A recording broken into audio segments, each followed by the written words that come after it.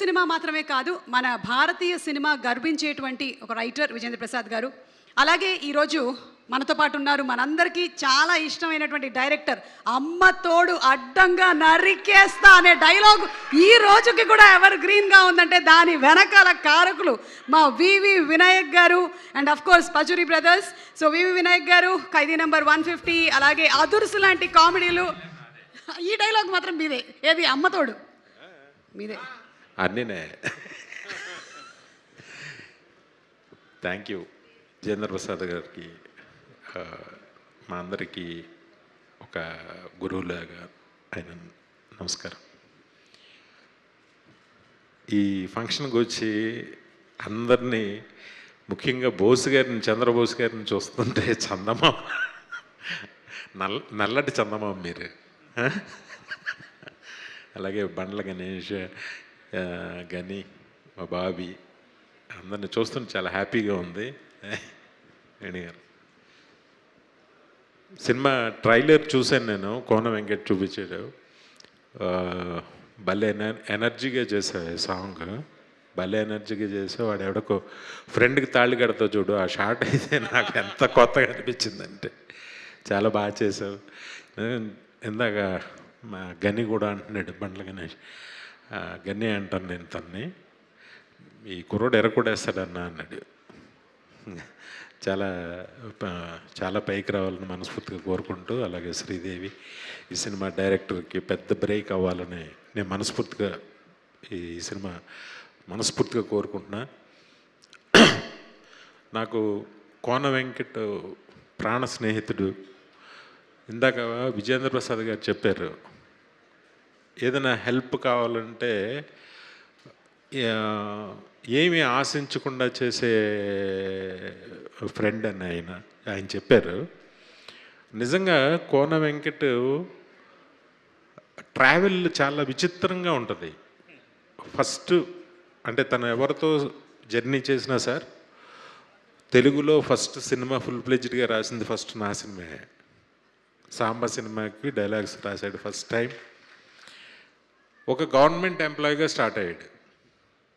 Government employee, ఇదేంటి నీ government ఎంప్లాయీకి నువ్వు సంబంధం ఏంటి అనిపిస్తుంది మనకి. ఆ తర్వాత ఐఏఎస్ఎల్ చేసే పనులు, అంటే ఒక మినిస్టర్కి పిఏగా వెళ్ళాడు. దానికి దీనికి సంబంధం ఏంటో అర్థం కాదు. దాని తర్వాత మళ్ళీ అంటాడు మా తాతగారు గవర్నర్ అంటాడు. ఏంటి మీ తాతగారు గవర్నరా? అవును, కోన ప్రభాకర్ గారు మనవాడిని అంటాడు. అది అయిపోయిన తర్వాత సరే రైటర్కి ఎలాగొచ్చావు అని అంటే, బాంబేలో రాము నేను బాగా ఫ్రెండ్స్ అంటాడు. రామ్ గోపాల్ వర్మ గారు తిను మంచి ఫ్రెండ్స్. రైటర్ ఎలాగయ్యో అంటే, రాము గారు ఏదో పాట రాయమన్నాడంట ఆయన. అంటే నేను పాట రాయడం ఏంటంటే నాకేం వచ్చు అన్నాడంట. నీ హిందీ వచ్చా అన్నా. వచ్చు. తెలుగు వచ్చా? వచ్చు. అదే రాయి, హిందీ పాటను తెలుగులో రాయి అన్నాడంట ఆయన, చాలా సింపుల్గా.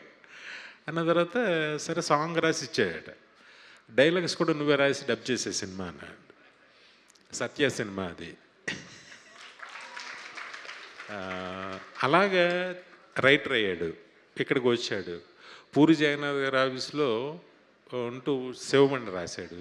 అక్కడి నుంచి నా దగ్గర, అంటే మనుషుల్ని ఎలా అట్రాక్ట్, తనకి తెలియకుండా తనతో కూర్చుంటే టైం తెలియదు, ఏమీ తెలియదు, అలా టైం వెళ్ళిపోతూ ఉంటుంది. He was a fantastic human being నిజంగా.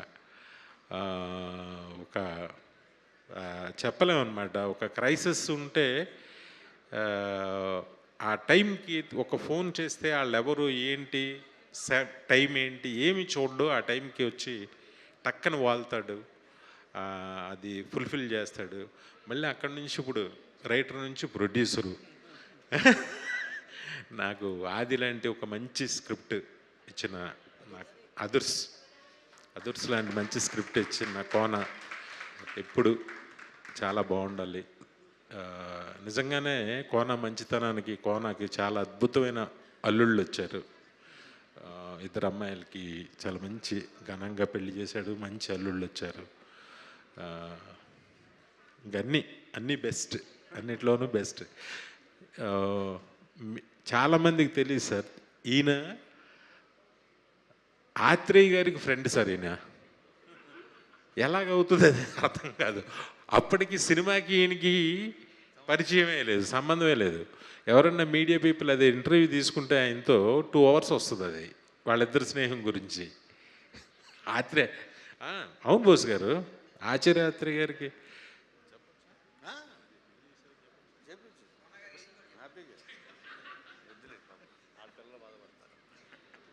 అసలు వీళ్ళిద్దరు స్నేహం అంటే నేను చెప్పకూడదు కానీ తను చెప్తాడు ఎప్పుడో కూడా ఇంటర్వ్యూలు. ఆశ్చర్యంగా చూసేవాడిని, ప్రతిరోజు ఒక ఆశ్చర్యంగా చూసేవాడిని నేను ఒక్కొక్క విషయం చెప్తుంటే. ఎప్పుడు అలాగే అన్నీ చేసి మళ్ళీ ఫైనల్గా ప్రొడ్యూసర్, అన్నీ మళ్ళీ అవి కూడా హిట్లు. నెక్స్ట్ బాబీని తిను కాంబినేషన్, ఇద్దరు ప్రొడ్యూసర్స్గా ఇంకొక సినిమా చేస్తున్నారు. నిజంగా అన్ని పెద్ద హిట్లు అవ్వాలి కోన. ఈ హీరోకి, హీరోయిన్కి, డైరెక్టర్కి, ఈ సినిమాకి పనిచేసిన ప్రతి టెక్నీషియన్కి మంచి పేరు రావాలని మనస్ఫూర్తిగా కోరుకుంటున్నాను. ఆల్రెడీ ప్రాఫిట్ అయితే తెచ్చేసుకున్నాడు తను. సినిమా కూడా పెద్ద హిట్ అవ్వాలని మనస్ఫూర్తిగా కోరుకుంటున్నాను. Love you Kona, love you always. Thank you so much. Thank you అండి. వినాయక్ గారు, అంటే లేదు ఇందాక అదే మేము ఆ క్వశ్చన్ అడిగాము, అసలు టాలెంట్, చదువు ఇవి రెండు అవసరమా సక్సెస్ అవ్వడానికి, లేదంటే టాలెంట్ మాత్రమే సరిపోతుందా, చదువు మాత్రమే సరిపోతుందా? ఒకప్పుడు టాలెంట్ ఒకటే సరిపోతుందేమో ఒకప్పుడు. ఇప్పుడైతే చదువు కంపల్సరీ. అంటే నేను ఒక ఎగ్జాంపుల్ చెప్తాను.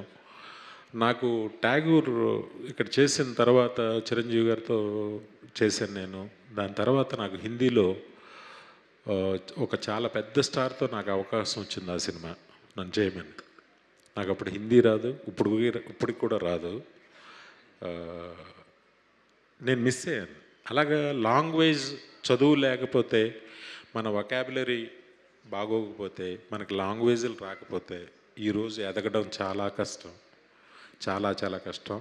నిజంగా అందరూ మనస్ఫూర్తిగా బాగా చదువుకోండి. చదువుకున్న వాళ్ళే రండి. ఇంకా పెద్ద తెలివైన వాళ్ళు ఇంకా మంచి అవకాశాలు వస్తాయి చదువు ఉంటే. థ్యాంక్ యూ సో మచ్ వివి వినాయక్ గారు, చాలా మంచి మాట చెప్పారు. సో టాలెంట్తో పాటు చదువు కూడా ఉన్నట్టయితే ఇంకా ఎన్హాన్స్ అవుతారు. Thank you.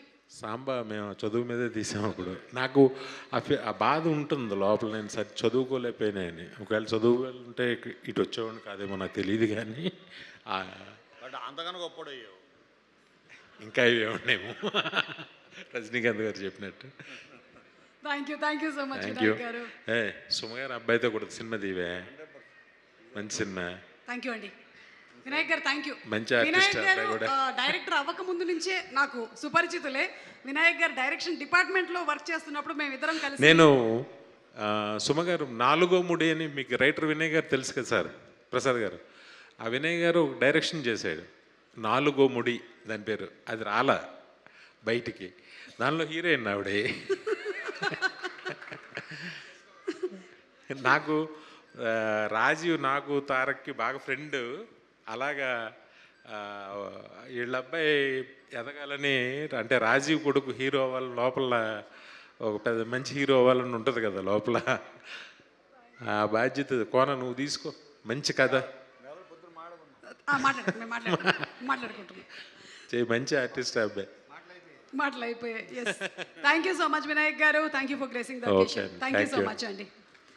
Thank you Kona, love you. Athreya గారికి కోనా గారికి ఉండేటువంటి రిలేషన్షిప్ ఏంటి?